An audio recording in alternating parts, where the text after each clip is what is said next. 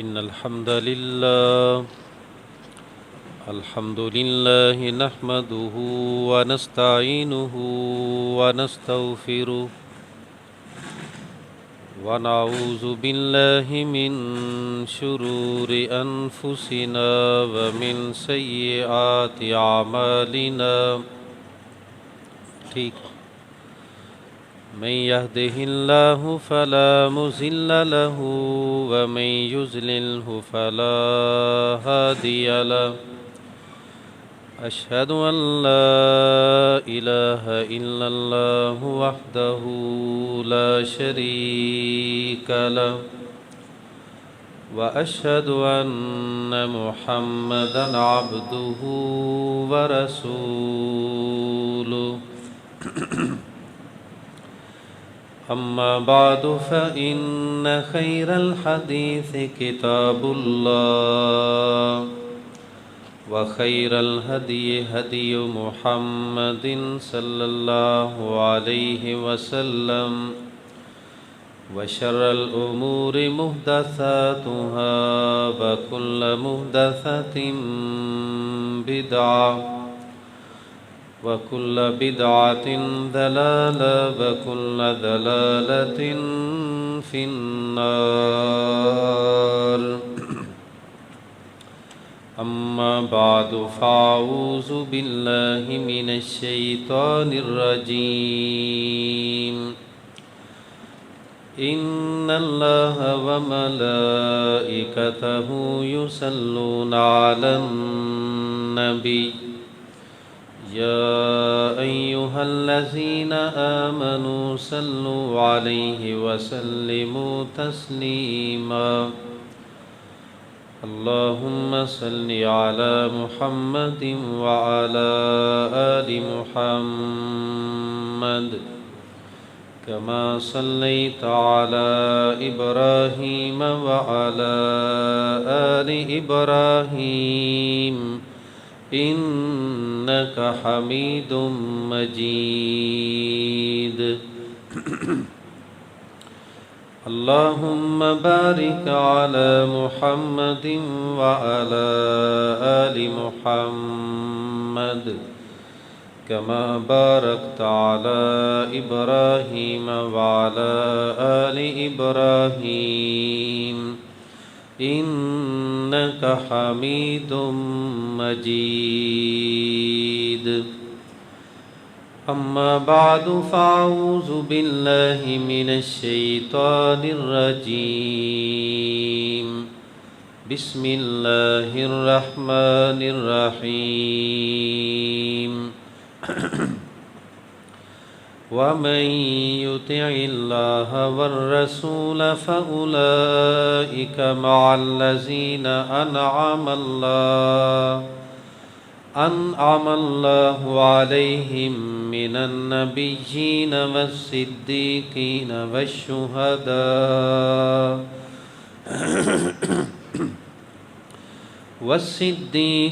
والشهداء والصالحين وحسن أولئك رفيقا ذلك الفضل من الله وكفى بالله عليما وقال النبي صلى الله عليه وسلم المرء مع من أحب أو كما قال رسول الله صلى الله عليه وسلم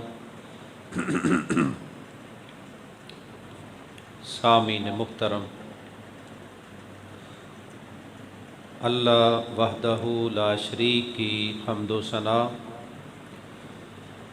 اور نبی رحمت امام کائنات رحمت کائنات امام المرسلین سید الاولین والآخرین خاتم النبیین رحمت للعالمین امام الانبیاء حضرت محمد الرسول اللہ صلی اللہ علیہ وآلہ واصحابہ اجمعین کی ذات گرامی پر درود و سلام کے بعد سورہ النساء کی آیت نمبر 69 اور آیت نمبر 70 کی تلاوت آپ نے سماعت فرمائی ہے۔ ان آیات مبارکہ میں اللہ رب العالمین نے ان اہل ایمان کو، وہ اہل ایمان جو اطاعت کریں اللہ اور اس کے رسول کی، وَمَن يُطِعِ اللَّهَ وَالرَّسُولَ، جس شخص نے دنیا میں اطاعت کی اللہ کی اور اطاعت کی اللہ کے رسول کی، ایسے لوگوں کو اس آیت میں اللہ پاک نے عظیم بشارت، بہت بڑی خوشخبری سنا دی، اور اس بشارت پر ہم جتنا بھی اللہ پاک کا شکر ادا کریں تب بھی حق ادا نہیں ہو سکتا۔ بشارت کیا ہے؟ فرمایا وَمَن يُطِعِ اللَّهَ وَالرَّسُولَ، جس شخص نے اللہ کی اور اس کے رسول کی اطاعت کی، زندگی گزاری اللہ اور اس کے رسول کی اطاعت میں، فرما برداری میں،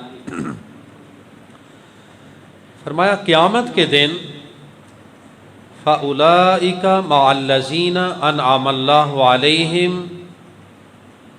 یہ اطاعت کرنے والے لوگ، اللہ اور اس کے رسول کے فرما بردار لوگ، قیامت کے دن انسانوں میں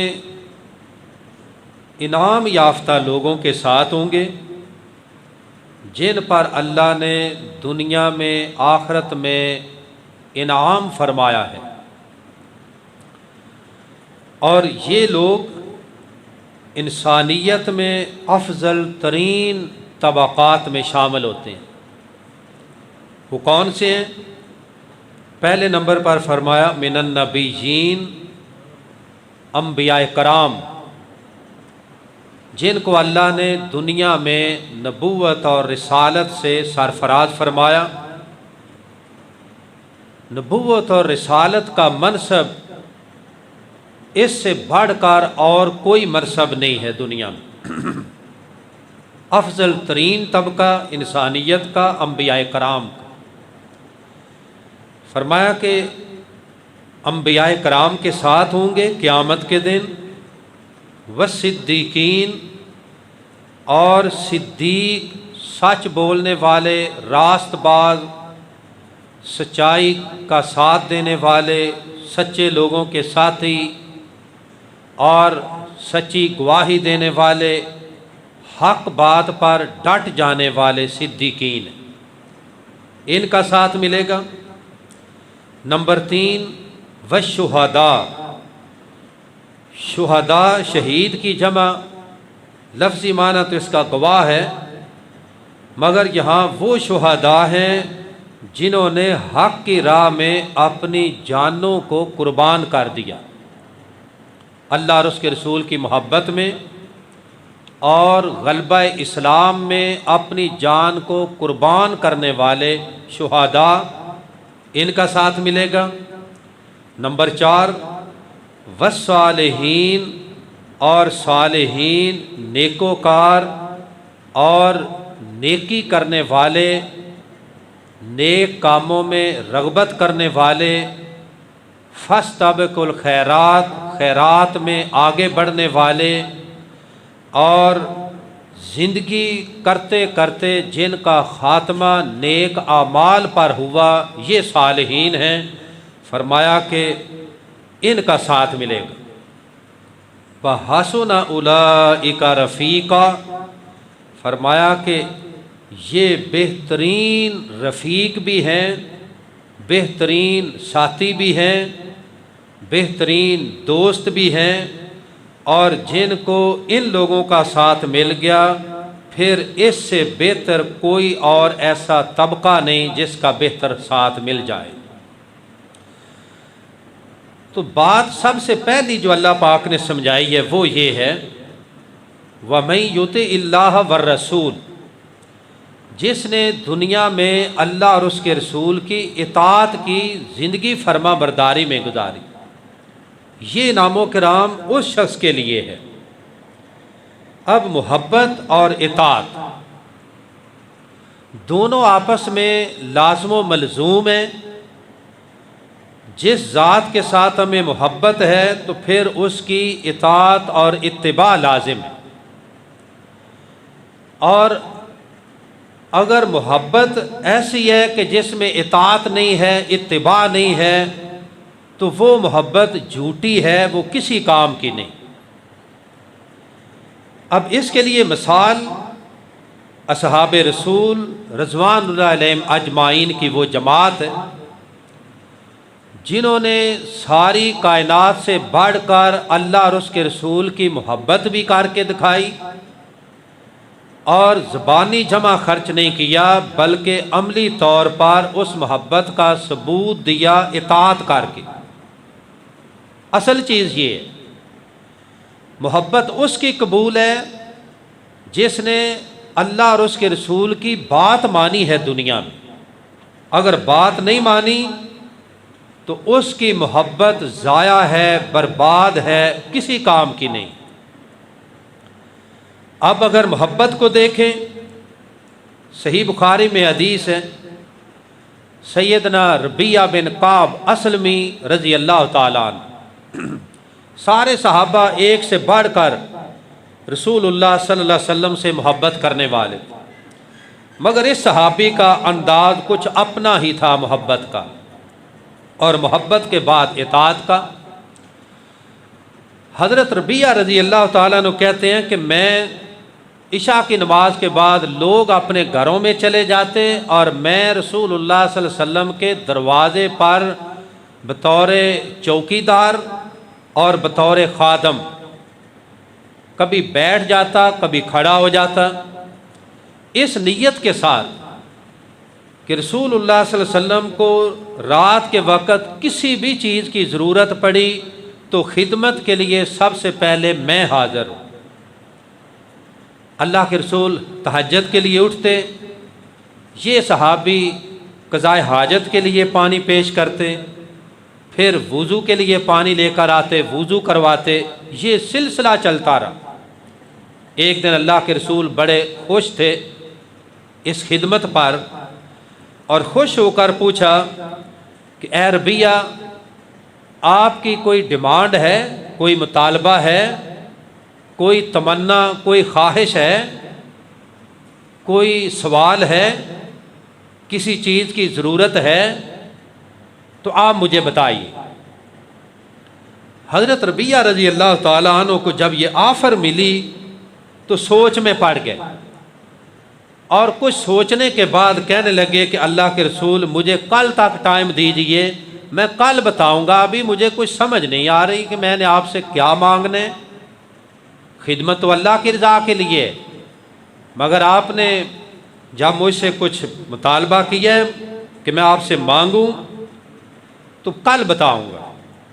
اب کل تک سوچتے رہے، اپنے دل سے مشورہ کیا، اور دل میں یہ خیال آیا کہ اگر میں نے دنیا کی کوئی چیز مانگی تو اللہ کے رسول مجھے دلوا دیں گے، کوئی گھر مانگ لوں یا کوئی بھی چیز مانگ لوں مل تو جائے گی، مگر تب تک جب تک میری زندگی ہے، زندگی ختم ہوگی وہ چیز بھی چلی جائے گی۔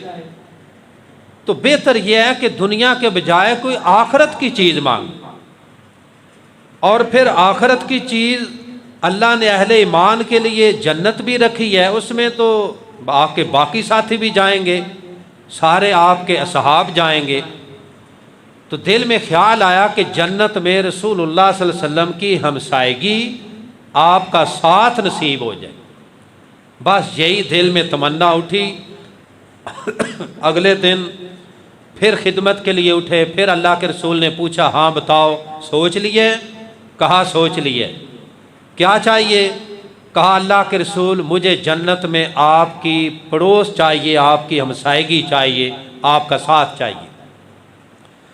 رسول اللہ صلی اللہ علیہ وسلم بڑے حیران ہوئے، فرمایا کہ آپ نے بہت بڑا سوال، میرے سوال پر بہت بڑا مطالبہ کر دیا ہے، تو یہ کس سے مشورہ کیا ہے؟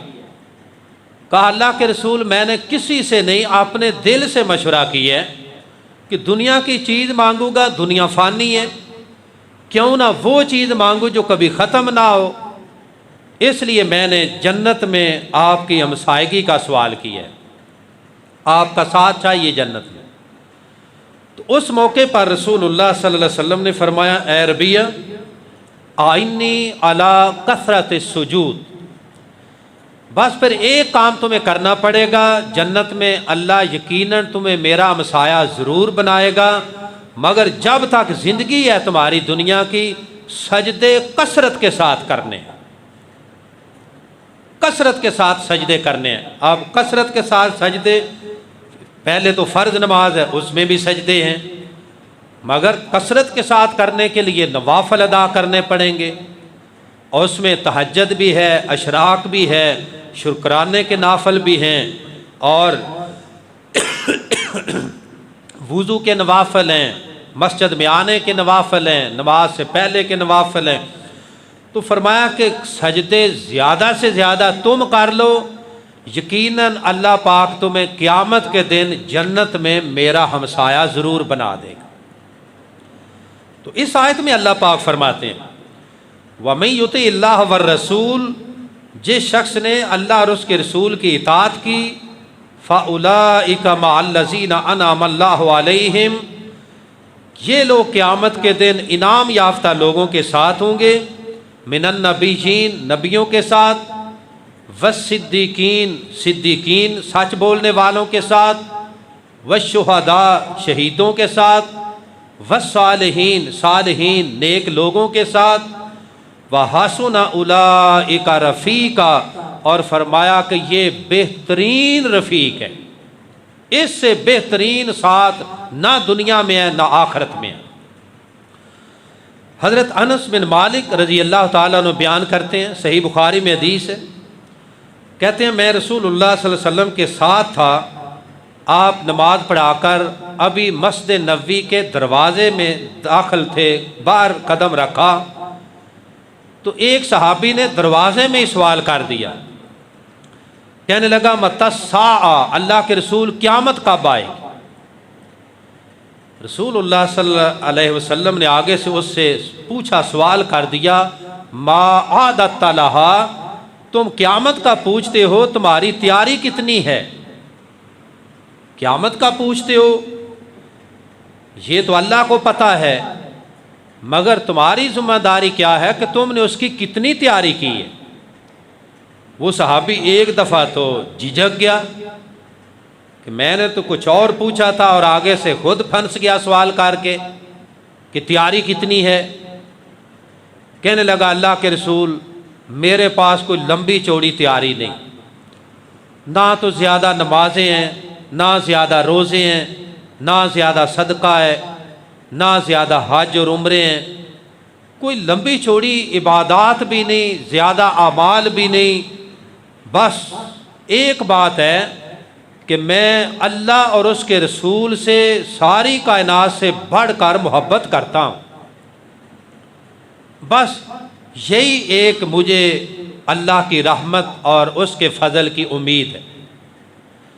تو اس موقع پر رسول اللہ صلی اللہ علیہ وسلم نے فرمایا المرء مع من احب، تو پھر خوش ہو جاؤ کہ دنیا میں جس کے ساتھ محبت ہے، قیامت کے دن اللہ پاک اس کا ساتھ عطا فرما دے گا۔ اگر محبت ہوئی اللہ اور اس کے رسول سے، محبت ہوئی صدیقین سے، محبت ہوئی شہداء اور صالحین سے، تو یقیناً اللہ پاک ان کا ساتھ عطا فرمائے گا، اور اللہ کا ہر وعدہ سچا وعدہ ہے۔ اب ایک طرف محبت ہے اور ایک طرف یہ بلند ترین ہستیاں اور ان کے بلند مقامات ہیں۔ اگر ہم دیکھیں تو ہم اتنی اعمال نہیں کر سکتے، انبیاء کرام کے برابر کون عمل کر سکتے ہیں؟ شہداء اللہ کی راہ میں شہید ہونے والا، اس کے شہادت پر کون پہنچ سکتا ہے جب تک شہید نہ ہو؟ صدیقین، انبیاء کی تصدیق کرنے والے، ان کا ساتھ دینے والے، حق پر ڈٹ جانے والے، ان تک کون پہنچ سکتا ہے؟ صالحین، نیک اعمال میں آگے بڑھنے والے، نیکی پر جن کا خاتمہ ہو جائے، ان تک کون پہنچ سکتا ہے؟ مگر فرمایا کہ تم ان سے محبت کرو، ان کے نقش قدم پر تم چلو، میں تمہیں ان کا ساتھ عطا فرما دوں گا۔ دل میں یہ سوال پیدا ہوا کہ الہی ہم نے تو اتنے اعمال نہیں کیے، تو پھر ان کا ساتھ کیسے ملے گا؟ اللہ پاک فرماتے ہیں ذالک الفضل من اللہ، یہ اللہ کا فضل ہے، اللہ کا فضل اور اس کی رحمت ہے کہ تمہارے اعمال اتنے نہیں ہیں، مگر اللہ نے مقام ان معزز ترین ہستیوں کے برابر تمہیں عطا فرما دے۔ کتنا بڑا انعام و کرام۔ فرمایا کہ ان کا ساتھ دعا بھی مانگو اور ان کے نقش قدم پر چلنے کی پوری جستجو اور کوشش بھی کرو، پھر یقیناً اللہ پاک تمہیں جنت میں ان کا ساتھ ضرور عطا فرمائے گا۔ صحیح مسلم میں حدیث ہے، سیدہ عائشہ صدیقہ ام المؤمنین رضی اللہ عنہا بیان فرماتی ہیں کہ جب رسول اللہ صلی اللہ علیہ وسلم زندگی کے آخری ایام اور پھر زندگی کے آخری لمحات، پیر کا دن 12 ربیع الاول کی تاریخ اور سورج اشراق کے بعد ابھی تھوڑا سا بلند ہوا جاتا ہے، رسول اللہ صلی اللہ علیہ وسلم کی طبیعت کچھ زیادہ ہی خراب ہوئی۔ جب خراب ہوئی تو اس دن رسول اللہ صلی اللہ علیہ وسلم نے کچھ وصیتیں بھی فرمائیں، کچھ کام بھی کیے۔ وصیتیں فرمائیں اہل بیت کے بارے میں، وصیتیں فرمائیں اور مختلف ممالک سے آنے والے سفیروں کے بارے میں، وصیتیں فرمائیں اپنے غلاموں اور نوکروں کے بارے میں کہ ان کے ساتھ بھی اچھا سلوک کرنا ہے، وصیت فرمائی اپنے نواسوں کے بارے میں، اور پھر آخری وصیت فرمائی نماز کے بارے میں کہ الصلاۃ الصلاۃ، نماز کو کبھی ترک نہ کرنا میرے بعد۔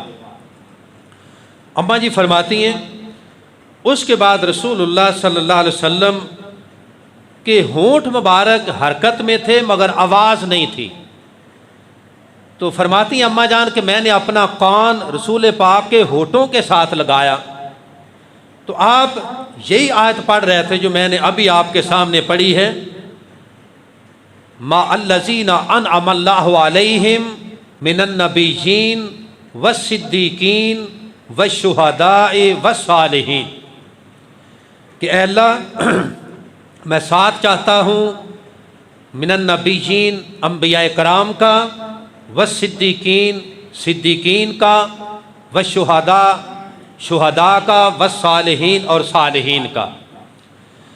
تو اسی حدیث میں اماں جان فرماتی ہیں کہ رسول اللہ صلی اللہ علیہ وسلم کی زبان سے میں نے یہ حدیث سنی تھی، آپ فرماتے ہیں کہ ہر نبی کو جب اس کی موت کا وقت آیا تو موت کے فرشتے نے پہلے اختیار دیا، اللہ کے حکم سے اختیار یہ دیا کہ اگر آپ دنیا میں رہنا چاہتے ہیں تو اللہ پاک آپ کی زندگی کو اور بڑھا دے گا، آپ جتنا اور رہنا چاہتے ہیں اللہ پاک اور بڑھا دے گا زندگی، اور اگر آپ اللہ کی ملاقات چاہتے ہیں تو پھر تیاری کیجئے۔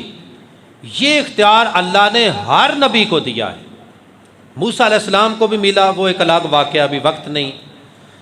تو اماں جی فرماتی ہیں میں سمجھ گئی رسول اللہ صلی اللہ علیہ وسلم کو اللہ کی طرف سے اختیار ملا، تو آپ نے اس اختیار کے جواب میں یہ کلمات پڑھے مع النبیین والصدیقین والشہداء والصالحین، کہ اللہ جہاں تیرے انبیاء کرام ہیں، شہداء کرام ہیں اور صالحین ہیں، صدیقین ہیں، میں بھی انہی کے ساتھ ملنا چاہتا ہوں۔ اب میں دنیا میں نہیں بلکہ آخرت میں ان معزز ترین ہستیوں کے ساتھ ملنا چاہتا ہوں۔ اور اس کے بعد آپ کا ہاتھ اوپر اٹھا اور زبان پر یہ کلمات تھے کہ اللہم بالرفیق الاعلی، یہ اشارہ انگلی کا رفیق اعلیٰ کی طرف ہے۔ رفیق اعلیٰ کا مطلب ہے سب سے بڑا رفیق، اور سب سے بڑا رفیق آپ کا اللہ کی ذات ہے۔ تو آپ اپنی زبان سے کہتے ہیں اللہم بالرفیق الاعلی، کہ اے اللہ میں رفیق اعلیٰ کے پاس جانا چاہتا ہوں۔ 3 دفعہ یہ کلمات کہے اور بازو نیچے گر جاتا ہے، رسول اکرم صلی اللہ علیہ وسلم کی روح مبارک جسم پاک سے پرواز کر جاتی۔ دن 12 ربیع الاول کا ہے، تاریخ 12 ربیع الاول کی ہے، اور دن پیر کا ہے۔ اس میں کوئی شک و شبے والی بات نہیں۔ اماں جی فرماتی ہیں نبی پاک کا سر مبارک میری گود میں ہے، اور فوت ہونے سے پہلے آپ نے مسواک کی طرف اشارہ کیا، میں نے مسواک اپنے ہونٹوں میں نرم کر کے آپ کے منہ پر پھیری، کیونکہ کمزوری تھی، خود مسواک کر نہیں پائے۔ یہ مسواک کی سنت بھی نبی پاک کی آخری سنت ہے، جس کو آج ہم نے نظر انداز کیا ہوا۔ تو نبی پاک مسواک کرنے کے بعد اللہ پاک کی رفاقت کو مانگتے ہوئے اس دنیا سے رخصت ہو گئے، اور امت کو یہ پیغام دیا کہ اللہ پاک کا یہ فیصلہ قیامت تک کے لیے اٹل ہے کہ کل نفس ذائقۃ الموت، ہر ذی روح چیز جس کو اللہ نے دنیا میں زندہ کر کے بھیجا ہے، اس پر موت کا وقت لازمی ہے۔ اماں جان فرماتی ہیں کہ اگر کسی نے دنیا میں ہمیشہ زندہ رہنا ہوتا تو سب سے زیادہ حق رحمت کائنات جناب محمد رسول اللہ صلی اللہ علیہ وسلم کا حق بنتا تھا کہ آپ ہمیشہ دنیا میں زندہ رہتے، مگر نہیں رہتے۔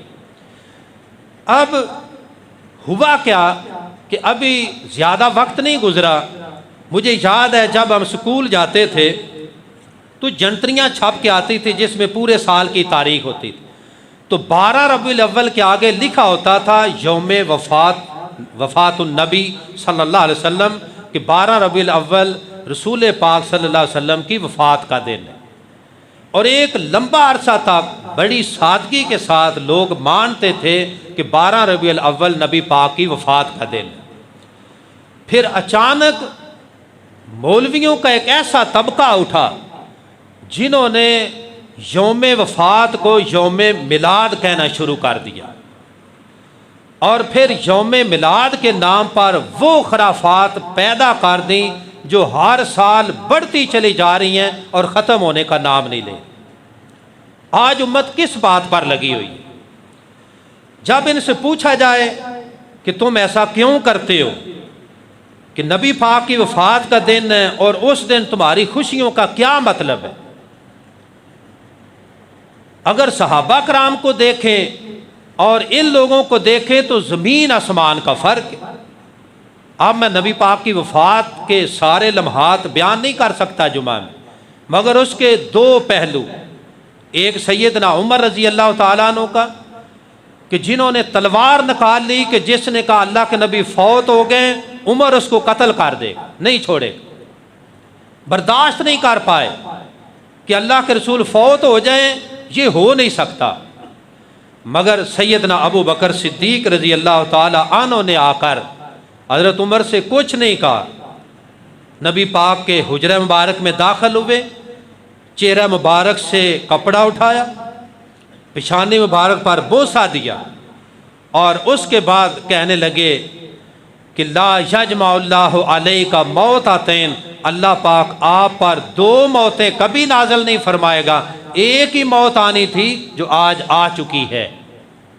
پھر مسجد نبوی میں گئے، خطبہ دیا، قرآن مجید کی یہ آیت پڑھی وما محمد الا رسول قد خلت من قبلہ الرسل افا اماتا او قتلا انقلبتم علی اعقابکم۔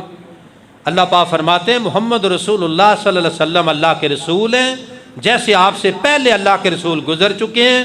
سورہ آل عمران ہے، افا اماتا، اگر آپ دنیا سے فوت ہو جائیں، آپ پر موت آ جائے، او قتلا، یا آپ کو شہید کر دیا جائے، انقلبتم علی اعقابکم، تو کیا تم اپنی ایڑیوں سے پھر جاؤ گے، دین سے منحرف ہو جاؤ گے؟ یہ آیت جب ابو بکر صدیق رضی اللہ تعالیٰ عنہ پڑھتے ہیں، سیدنا عمر رضی اللہ تعالیٰ عنہ کے ہاتھ سے تلوار گر گئی، زمین پر گر گئے اور اس بات کو مان لیا کہ عمر تمہیں سمجھ نہیں آ رہی، صدیق سچ کہتا ہے کہ اللہ کے رسول فوت ہو چکے ہیں۔ کون کہتا ہے کہ انبیاء پر موت نہیں آتی؟ قرآن تو اس کی زوردار گواہی دیتا ہے۔ کہتے ہیں جی ہم اس لیے میلاد مناتے ہیں کہ ہمارے نزدیک اللہ کے رسول فوت ہی نہیں ہوئے، تمہارے نزدیک فوت ہو گئے تم نہ مناؤ، ہم کہتے ہیں فوت ہی نہیں ہوئے۔ کس قدر بدبخت یہ، ہم نہیں کہتے، یہ اللہ کا قرآن 20 جگہ کہتا ہے کہ اللہ کے رسول دنیا میں آئے، زندگی گزاری، فوت ہو گئے، دنیا سے چلے گئے۔ یہ لوگ لوگوں کو دھوکہ دیتے ہیں، فراڈ کرتے ہیں، پھر کہتے ہیں کہ ہم تمہیں میلاد ملانے کی جو دلیل ہے قرآن سے دیتے ہیں۔ ہم نے کہا بھئی قرآن میں کہاں لکھا ہوا ہے کہ میلاد منانا ہے، جشن منانے ہیں؟ کہتے ہیں لکھا ہوا ہے۔ ہم نے کہا آیت پیش کرو، تو سورہ یونس کی آیت پیش کر دی۔ اب آیت کیا ہے؟ اس آیت میں اللہ پاک نے اس سے پہلے آیت میں قرآن مجید کا ذکر کیا ہے کہ یہ قرآن مجید اللہ کی رحمت بھی ہے، کتاب ہدایت بھی ہے، اللہ کا فضل بھی ہے۔ اب اس کے بعد فرمایا فَبِذَالِكَ فَلْيَفْرَحُوا، فرمایا قُلْ بِفَضْلِ اللَّهِ وَبِرَحْمَتِهِ فَبِذَالِكَ فَلْيَفْرَحُوا، کہ یہ اللہ کا فضل ہے، اللہ کی رحمت ہے، اللہ نے تمہیں دی ہے، اس سے ہدایت حاصل کرو، دلی اطمینان اور خوشی اپنے دل میں محسوس کرو۔ یہ مطلب نہیں ہے کہ تم خوشیاں مناتے ہوئے، بھنگڑے ڈالتے ہوئے، جھنڈیاں لگاتے ہوئے باہر گلیوں میں آ جاؤ۔ اس میں کوئی شک نہیں کہ یہ قرآن بھی اللہ کی رحمت ہے، تو رحمت کائنات، آپ رحمت للعالمین ہیں، آپ بھی اللہ کی رحمت۔ یہ قرآن بھی اللہ کا فضل ہے، کتاب ہدایت ہے، تو اسی طرح رسول اللہ صلی اللہ علیہ وسلم کی ذات مبارکہ، آپ نور ہدایت بھی ہیں، اللہ کا فضل بھی ہیں۔ اب اللہ پاک فرماتے ہیں کہ یہ اللہ پاک کی عظیم رحمت ہے، تو تمہیں اس پر خوش ہونا چاہیے۔ اس میں کوئی شک نہیں ہے کہ نبی پاک کا دنیا میں آئنا باعث خوشی ہے، باعث رحمت ہے، مگر طریقہ کیا ہے؟ یہ تمہارا طریقہ اور ادھر اصحاب رسول کا طریقہ، زمین آسمان کا فرق۔ کہتے ہیں جی یہ تو نبی پاک نے اپنی ولادت کی خوشی خود منائی ہے۔ ہم نے کہا کیسے؟ کہنے لگے نبی پاک نے اپنی ولادت کے دن روزہ رکھا ہے، بات مان لی۔ کوئی شک نہیں کہ رسول اللہ صلی اللہ علیہ وسلم نے اپنی ولادت کی خوشی منائی روزہ رکھ کر، صحیح بخاری میں، مسلم میں حدیث ہے، اس بات کو مان گئے، مگر روزہ نہیں رکھا۔ اختلاف یہاں سے شروع ہوا کہ رسول اللہ صلی اللہ علیہ وسلم نے بھی ولادت اپنی منائی، صحابہ کرام نے منائی، کیسے؟ کہ ہر پیر کے دن روزہ رکھا۔ پچھلے جمعۃ المبارک کو میں حرم پاک، مکہ شریف میں حرم پاک، اب وہاں میں نے معمول دیکھا ان کا کہ ہر پیر کو، ہر جمعرات کو، جیسے ہی مغرب کا ٹائم ہوتا ہے تو وہ عربی لوگ جو رسول پاک کے شہر میں رہنے والے، مکہ میں، مدینہ میں رہنے والے، وہ دسترخوان بچھا دیتے ہیں۔ جب پہلی دفعہ میں نے دیکھا تو میں حیران ہوا، میں نے کہا ہر نماز سے پہلے یہاں کھانا لگتا ہے؟ کہنے لگے نہیں، آج پیر کا دن ہے، پیر کے دن اللہ کے رسول پیدا ہوئے تھے، آپ نے روزہ رکھا ہے، لہٰذا وہ سلسلہ اس دن سے لے کر آج تک حرم پاک میں، خانہ کعبہ میں، مسجد نبوی میں چلتا ہے۔ لوگ روزہ رکھتے ہیں اور نماز سے پہلے افطاری ہوتی ہے، اس کے بعد پھر نماز ہوتی ہے۔ وہ سلسلہ میں اپنی آنکھوں سے دیکھ کے آیا۔ یہاں ان دنوں میں جو کچھ ہمارے ملک میں ہو رہا ہے وہاں نہیں ہو رہا۔ اس لیے میرے بھائیو، اب دلائل میں اگر دینے پہ آؤں تو جمعے کا وقت اجازت نہیں دیتا۔ یہ جشن دین اسلام میں سرے سے ان کا کوئی تصور نہیں، نبی پاک کے زمانہ میں کوئی تصور نہیں، جناب ابو بکر صدیق کے زمانہ میں کوئی تصور نہیں، جناب عمر فاروق کے زمانہ میں کوئی تصور نہیں۔ سیدنا عثمان غنی کے زمانہ میں کوئی تصور نہیں، سیدنا علی رضی اللہ تعالیٰ عنہ کے زمانہ میں کوئی تصور نہیں، پھر تابعین جو صحابہ کرام کے شاگرد ہیں ان کے زمانہ میں کوئی تصور نہیں، پھر ان کے شاگرد تبع تابعین ہیں ان کے زمانہ میں کوئی تصور نہیں، پھر اس کے بعد ائمہ دین ہیں، امام ابو حنیفہ، امام مالک، امام احمد بن حنبل، امام شافعی، اور اس کے بعد پھر امام بخاری، امام مسلم، امام ابو داود، یہ صحاح ستہ لکھنے والے، احادیث کو جمع کرنے والے، ان کی زندگیوں میں کوئی تصور نہیں۔ یہ تو نبی پاک کے دنیا سے جانے کے 600 سال بعد جا کر کسی عیاش پرست حاکم نے، جو تھا تو مسلمان، اس نے سب سے پہلے یہ جشن میلاد کے جلوس نکالے اور لوگوں کو اس طرف لگا دیا۔ تو خیر میں ان باتوں میں نہیں جانا چاہتا۔ 12 ربیع الاول بروز پیر رسول اکرم صلی اللہ علیہ وسلم اس دنیا سے رخصت ہوئے تھے۔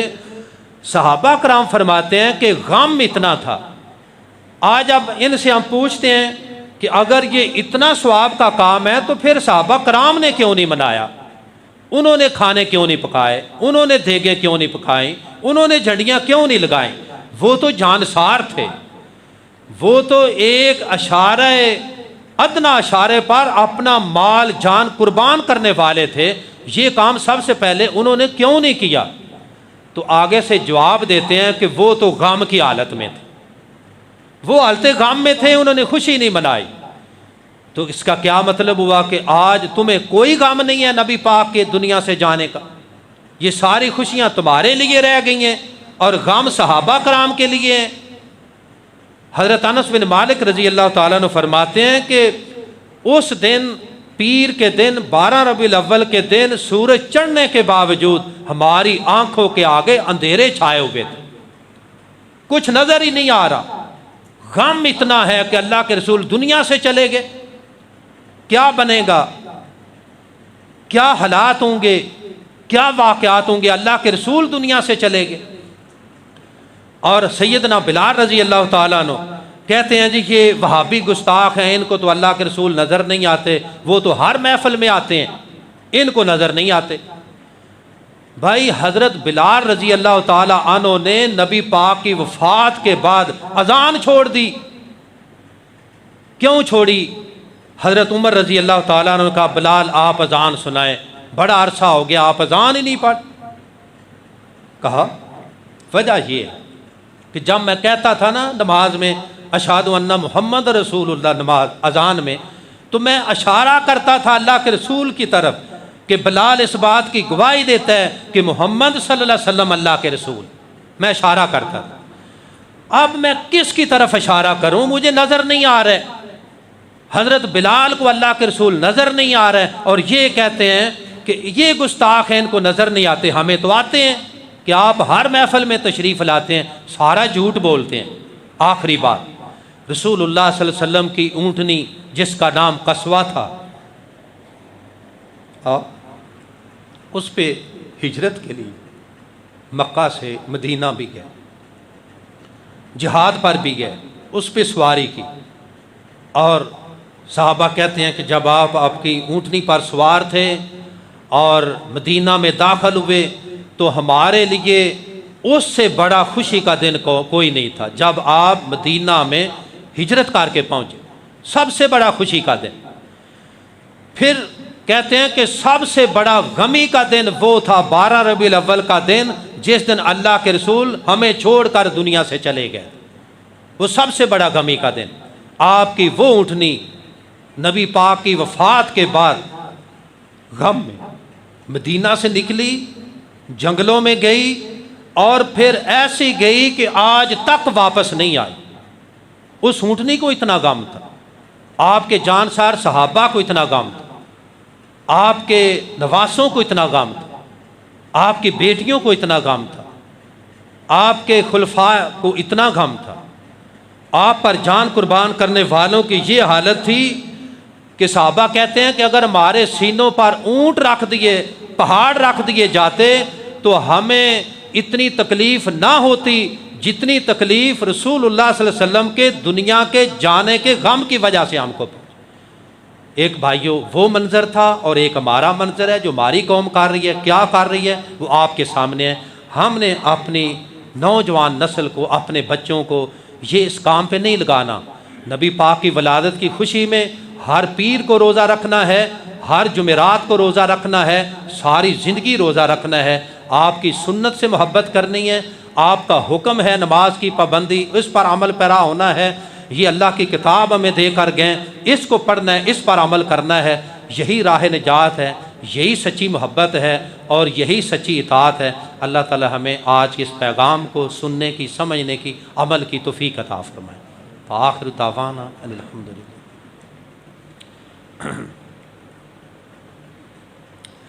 ان الحمد للہ نحمده ونستعینه ونستغفره ونعوذ باللہ من شرور انفسنا ومن سیئات اعمالنا من يهده الله فلا مضل له ومن يضلل فلا هادي له اشهد ان لا اله الا الله وحده لا شريك له واشهد ان محمدا عبده ورسوله اما بعد فان خير الحديث كتاب الله وخير الهدي هدي محمد صلى الله عليه وسلم وشر الأمور محدثاتها وكل محدثة بدعة وكل بدعة ضلالة وكل ضلالة في النار۔